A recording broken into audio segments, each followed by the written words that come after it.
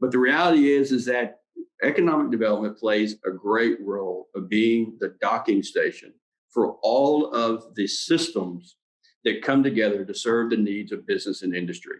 And that's what we can do. We can point out gaps. We can bring solutions to the table. We can figure out individualized solutions. And to a point that I real quickly want to piggyback off of what Cecilia said, is that another thing that I've seen in my own professional experience on the workforce piece is that we're also the right kind of body that can go back to that business and go, hey, company X, Y, and Z, you've been complaining for 5 months that you can't get this type of worker or this type of position filled for X, Y, and Z. We help do an analysis. We get with our workforce partners and they come back and go, oh, well, you want to know why they can't fill that position? Because they're paying their people $10 less than what the company down the street is.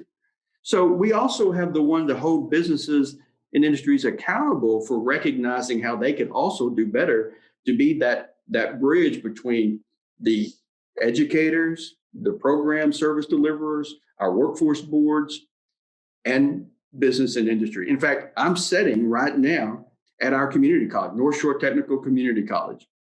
They are an amazing economic development partner. They're probably one of my strongest economic development partners in my footprint. In fact, the chancellor is one of my commissioners on my boards. So that integration of K through 12 and higher ed, for us, I'm fortunate that I'm in a location that I get to build on that foundation, and we have a seamless connectivity. We created something called the Workforce Partnership that's led by one of my staffers named Ashley Llewellyn. And a lot of foundation was laid to create a platform for us to connect to address issues in real time.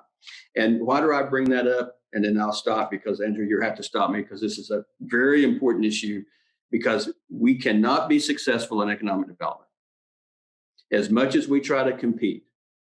As you all have heard a dozen times, and you've said it, and you probably said it in other panels before, every time that we talk about, people come to you and go, hey, how does economic development work? How are decisions made in locations or expansions?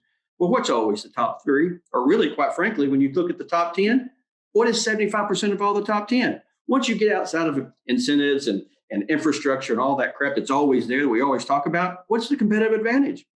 It is the workforce piece. It's the talent. It's the educational component.